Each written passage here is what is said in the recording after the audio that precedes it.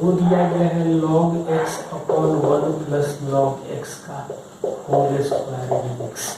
ये इंटीग्रेशन का सवाल है। यदि हम लोग log x को t मानेंगे तो ये बेस e होगा तो x का वैल्यू होगा e पावर t, यानी 1 by x d x is equal to d t. मतलब dx का वैल्यू आ जाएगा e का पावर t dt। तो ये आ जाएगा t अपॉन टी प्लस 1 का whole square e power t dt। तो इसको देखो आप लोग कैसे सॉल्व मतलब सेट करोगे। t plus 1 minus 1 upon t plus 1 का whole square e power t, ये ब्रैकेट की तरह ट्रीट किया जाता है। फ्रैक्शन ऑलरेडी ब्रैकेट होता है, तो यानी 1 upon t plus 1 minus 1 upon t plus 1 का whole square e power t dt।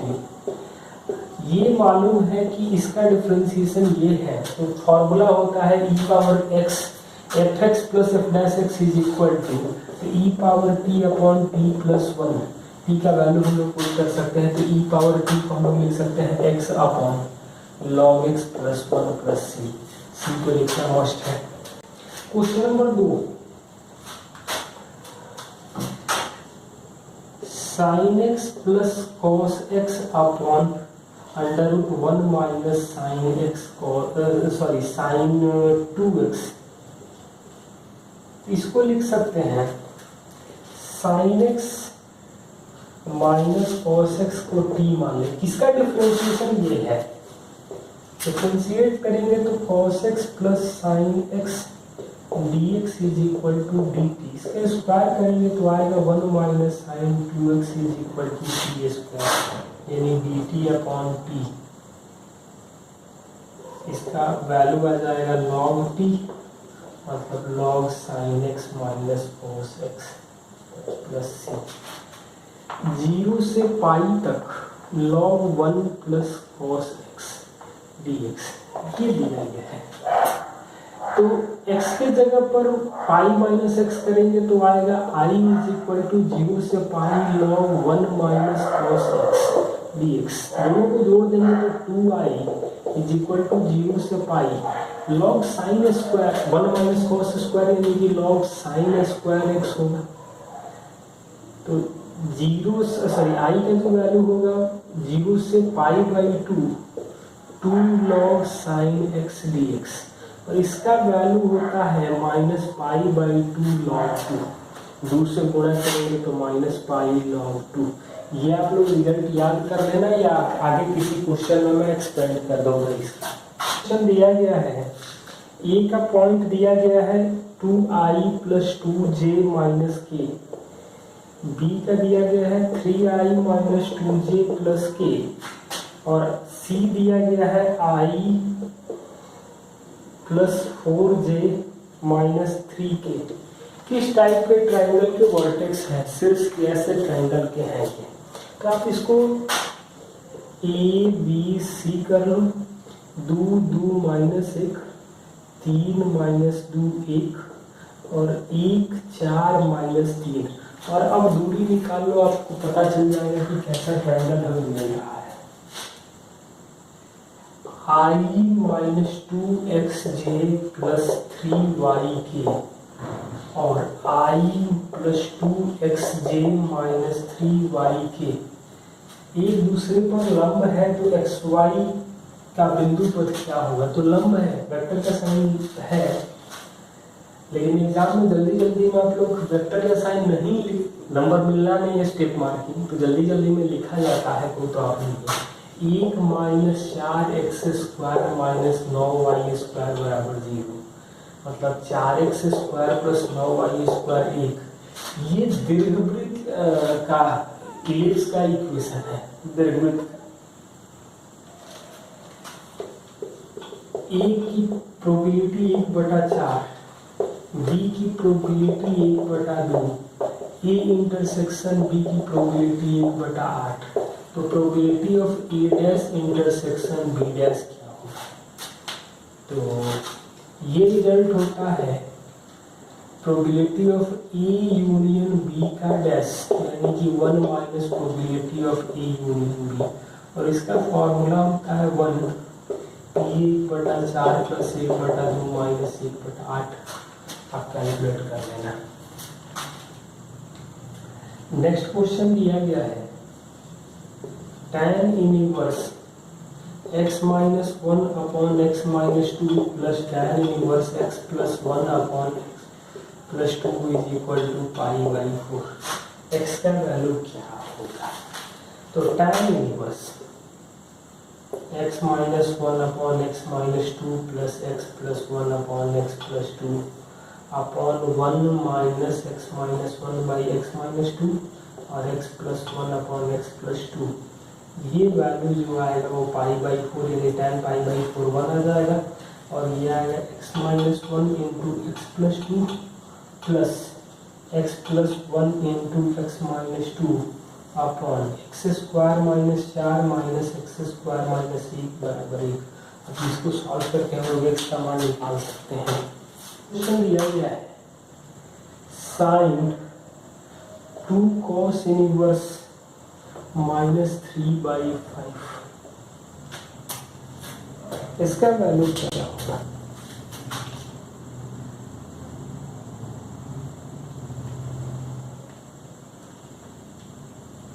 तो cos inverse minus theta is equal to pi minus cos inverse theta. cos inverse 3/5 को थीटा मानेंगे तो हमें निकालना है माइनस साइन 2 थीटा, इसका वैल्यू होता है -2 sine theta into cos theta यानी -2 3/5 इंटू 4/5 माइनस 24/5 24/5 क्या है? 5 स्क्वायर 5 क्यूब 5 का पावर 4, 5 क्यूब 5 का पावर 4 5 का पावर 5, 5 का पावर 4 5 का पावर 5 5 का पावर 6, इसका डिटरमिनेंट क्या होगा? तो 5 स्क्वायर यहाँ कॉमन कर सकते हैं, 5 क्यूब और 5 का पावर 4 मतलब 2 3 और 4, ये मिलेगा 1 5 5 स्क्वायर 1 5 5 स्क्वायर 1 5 5 स्क्वायर, ये वैल्यू बराबर है यानी कि दो रो या दो कॉलम आपस में बराबर हो जाए तो डिटरमिनेंट का मान 0 हो जाता है। नेक्स्ट क्वेश्चन है y square is equal to 4ax और एक्स स्क्वायर बराबर 4ay के प्रतिच्छेद बिंदु पर बने कोण का मान क्या होगा? तो सबसे पहले किसी भी लाइन मतलब दो कर्व, दो वक्र या एक वक्र और एक लाइन या दो लाइन के पॉइंट ऑफ इंटरसेक्शन निकालने के लिए हम लोग उसे सॉल्व करने की कोशिश करेंगे। मतलब यहाँ पर हम लोग एक्स वाई में किसी एक में इक्वेशन लाने की कोशिश करें तो यहाँ स्क्वायर करेंगे तो y power 4 is equal to 16a square x square मतलब 64a क्यूब y पावर 4, तो y कॉमन होगा तो y cube minus 64a cube बराबर 0। तो y का वैल्यू या तो 0 होगा या y का वैल्यू 4a होगा। तो y का जब वैल्यू 0 होगा तो यहाँ पर x का भी मान 0 आएगा और यहाँ पुट करेंगे तो x का वैल्यू 4a आएगा। मतलब पॉइंट ऑफ इंटरसेक्शन 0 0 और ये 4a, 4a। तो लोग इस पॉइंट पर बात करेंगे, 0 0 पर नहीं निकलेगा मतलब 0 आ जाएगा। और मेंशन भी किया गया क्वेश्चन में कि मूल बिंदु पर हमें नहीं निकलना है। यहाँ पर डिफ्रेंशिएट करें पहले इक्वेशन में इस पॉइंट पर इस आगे तो 2y dy/dx is equal to 4a, y का वैल्यू पुट करेंगे तो m1 आ जाएगा 1/2, यहाँ पर करेंगे तो 2x is equal to 4a dy/dx यानी 4a x से कट जाएगा तो पुट करेंगे तो dy/dx आ जाएगा 1/2। दो टेंजेंट के बीच का जो एंगल होता है तो tan theta is equal to m1 minus m2 1 plus m1 into m2, ये 2 आ जाएगा, 4 माइनस 1 3/2 ये 2 यानी 3/4 आ जाएगा tan थीटा यानी एंगल होगा tan इनवर्स, ये एंगल आएगा वो tan इनवर्स 3/4 होगा। fx is equal to 1/√x plus mod x। इसका डोमेन क्या होगा? तो डोमेन ज्ञात करने के लिए सबसे पहली जरूरत है कि x का वो वैल्यू जिसके लिए fx का मान हम लोग ज्ञात कर सके। मतलब x का वैल्यू 0 से बड़ा होगा, यहाँ पर पॉजिटिव होना चाहिए। यहाँ के लिए तो कोई कंडीशन नहीं है, लेकिन 0 नहीं होना चाहिए। लेकिन यहाँ 0 से बड़ा वैल्यू रहेगा तभी वैल्यू मिलेगा। तो x का वैल्यू 0 से बड़ा होना चाहिए। Next question, tan theta plus tan 2 theta plus √3 tan theta into tan 2 theta is equal to √3।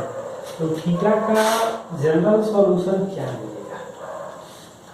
तो साइड चेंज कर लेंगे तो tan theta plus tan 2 theta √3 common करेंगे तो 1 minus tan theta tan 2 theta upon करेंगे तो tan a plus tan b 1 minus tan a tan b।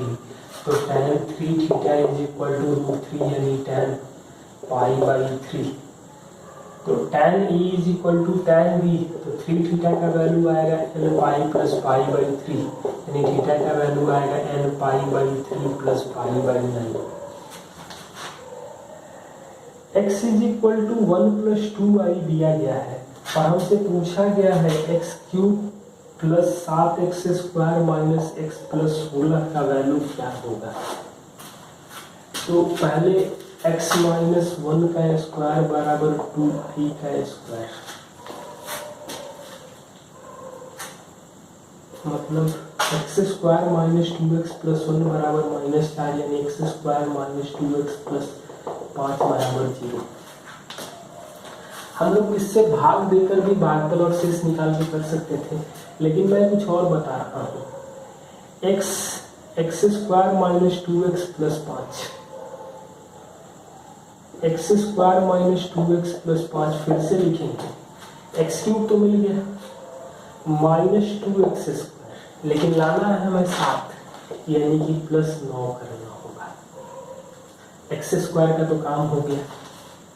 5x मिला minus 18 minus 13 यानी कि प्लस 12x, 9 बचे 45 यानी माइनस 29। इसका वैल्यू तो 0 दे रखा है तो 0 रख देंगे। अब x का वैल्यू रख सकते हैं और सॉल्व कर सकते हैं। ये भाग दे के भी निकाला जा सकता है, आप लोगों को जो कैलकुलेशन बेहतर लगे वो कर सकते हैं। 7 माइनस 24i का वर्गमूल क्या होगा? तो पहला तरीका है 7 24 का मॉडुलस क्या होगा। तो 7 माइनस 25 7 प्लस 25/2 का वर्गमूल और प्लस माइनस है तो माइनस लिखेंगे 25 माइनस 7/2 का वर्गमूल आई, मतलब 4 माइनस 3i। एक तो तरीका ये है। दूसरा आप रिटर्न ट्रायल से देख सकते हैं कि 2 लिखना जरूरी है। ये पॉजिटिव है यानी कि बड़ा वाला पॉजिटिव होगा और स्क्वायर देखें तो 16 माइनस 9 होगा तो 3i, ये सेटिस्फाइड कर रहा है। इसमें हम लोगों को थोड़ी सी प्रैक्टिस बेहतर रहे तभी कर सकते हैं। मतलब 16 प्लस 9i स्क्वायर, तो पूरे 4 गुणे 3i, अब स्क्वायर लिखा जा सकता है। ये भी एक तरीका है। या एग्जाम में एक तरीका और भी अप्लाई किया जा सकता है कि चेक कर लो कि किस ऑप्शन के स्क्वायर करने का आंसर आ रहा है। ये भी एक तरीका है। नेक्स्ट क्वेश्चन, x माइनस 1 2,1 और 4,5 संरेख है तो x का वैल्यू क्या होगा? संरेख है यानी कि एरिया ऑफ ट्रायंगल 0 होगा, मतलब x माइनस 1,1 2 1 1 4 5 1 इसका मान 0 होगा। नेक्स्ट क्वेश्चन दिया गया है 9x² माइनस 36y² बराबर 144। इसकी केंद्रता क्या? E eccentricity. तो x² upon 16 minus y² upon 4 बराबर 1। E का वैल्यू होता है √1 प्लस b²/a², मतलब 1/4 यानी कि √5/2। क्वेश्चन दिया गया है x plus y, x square plus x y plus y square plus x square y plus x y square plus y cube. इस तरह से अनंत पदों का योग क्या होगा, और x का मॉड वैल्यू y का मॉड वैल्यू दोनों एक से छोटा है, तो हम लोग x माइनस वाई से गुणा कर देंगे और भाग देते हैं, तो x square minus y square by x minus y, x cube minus y cube by x minus y, x power 4 minus y power 4 upon x minus y, इस तरह से मिलता जाएगा। तो 1 upon x minus y common करेंगे, x square x cube x power 4 up to infinity तक, तो x square 1 minus x और minus y square 1 minus Y, ये हमारा टर्म क्या है कि 1 प्लस एक्स के पावर n की 5वां 6वां और 7वां टर्म कि गुणांक केपी में है, तो n का मान क्या होगा। तो ऑप्शन दिया गया है 6 12 5 10 7 14 और 8 16। तो 7वां टर्म मतलब 5 और 6 में तो सवाल ही नहीं है। यदि हम 7 रखेंगे तो 7वां टर्म 6वां और 5वां चेक कर सकते हैं, लेकिन 1 प्लस एक्स का पावर n 8वां पद जो होता है वो 8वां पद, तो NCR माइनस 1, मतलब हम कह सकते हैं कि NC4 NC5 और NC6 केपी में हो। तो ऑब्वियस ही बात है कि चेक कर ले, तो 5 तो रख नहीं सकते हैं, 6 रखेंगे तो ये 1 आ जाएगा और ये दोनों बड़े टर्म आएंगे, ये 6 आ जाएगा ये 1 आ जाएगा और 6 25 15 नहीं आएगा। हम लोग ऑप्शन का सहारा लेकर के देख सकते हैं, तो ये दोनों तो नहीं होगा, इन दोनों में से 8 और 7 में से चेक करके देख सकते हैं। तो 8 देख लेंगे, 7 देख लें, 7C4 7C5 और 7C6 यानी ये तो 7 आ जाएगा, 42 यानी 21 आएगा, 7 6 7 5 35 आ रहा है, यानी इनका मान 7 आ जाएगा।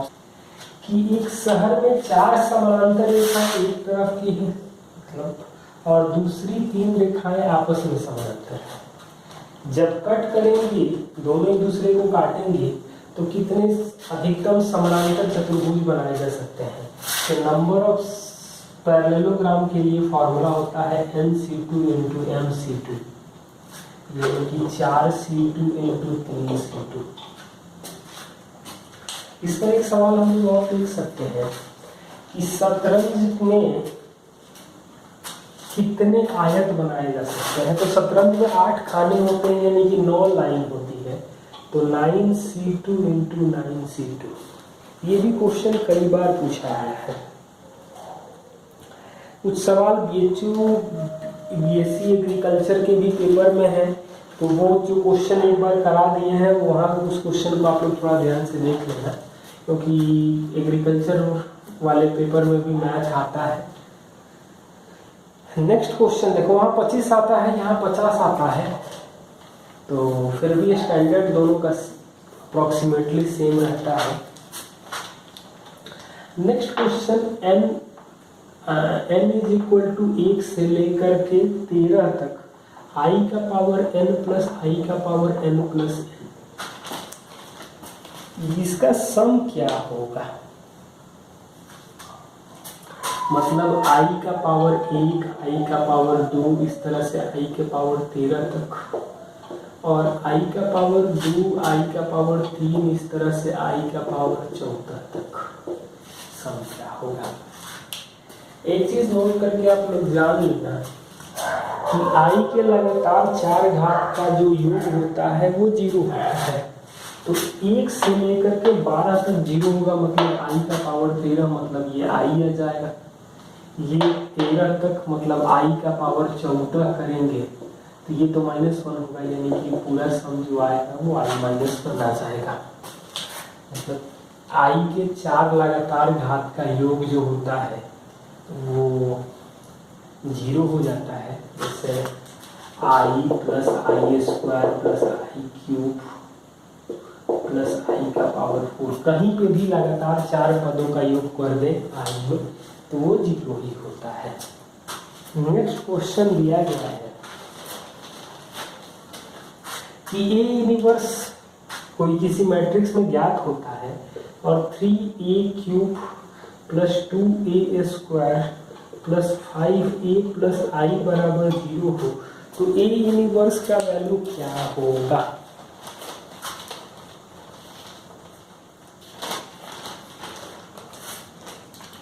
तो ए इनवर्स से मल्टीप्लाई कर तो मतलब 3a square plus 2a plus 5i, i into i एक नहीं होता है, प्लस ए इनवर्स बराबर 0। आप साइड चेंज कर सकते हैं तो ए इनवर्स का मान ज्ञात किया जा सकता है।